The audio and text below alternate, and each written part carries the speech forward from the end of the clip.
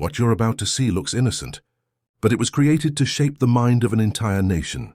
This is not a family photo, not a festival, not a harmless tradition. This is propaganda disguised as childhood. In the early 1940s, as the world was being torn apart by war, Japan launched a massive propaganda campaign to promote one of its most important political alliances, the Tripartite Pact, and this image is one of the most unusual pieces of that effort. At first glance, it looks harmless. Young people posing proudly, holding traditional hagwita paddles used for New Year's games. But look closer. These are not ordinary decorations. Instead of flowers or elegant patterns, each paddle carries the face of one of Japan's military allies, presented like icons of unity and strength.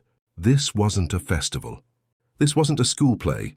This was propaganda, carefully staged, symbolically crafted, and aimed directly at shaping public opinion. The Tripartite Pact, signed in 1940, aligned Japan with Germany and Italy, forming a political and military bloc that promised mutual support and global influence. To the Japanese government, promoting this alliance at home was essential. The more ordinary citizens, especially the young, believed in the partnership, the easier it became to justify expansion, sacrifice, and total war. And so, even cultural traditions were transformed into political tools. The hagwita, once used to gently hit a shuttlecock in a New Year's game symbolizing protection from evil, now carried the faces of foreign allies presented as comrades. The message was unmistakable. These are our partners. This is our shared destiny. Children, teenagers, and families were often photographed supporting the alliance, not just to document loyalty, but to inspire it.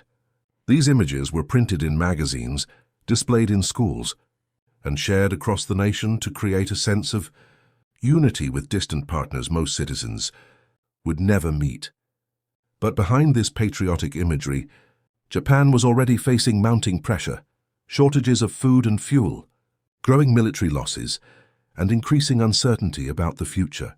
Propaganda became a shield against fear, a way to keep morale high even as reality grew darker.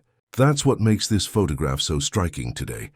The cheerful expressions, the ceremonial paddles, the attempt to fuse tradition with ideology, all standing in contrast to the global conflict unfolding just beyond the frame. This image is more than a magazine cover. It is a snapshot of a nation trying to convince itself of victory, a moment where culture was weaponized, youth was mobilized, and symbolism was used to reinforce an alliance that would ultimately crumble with the end of the war.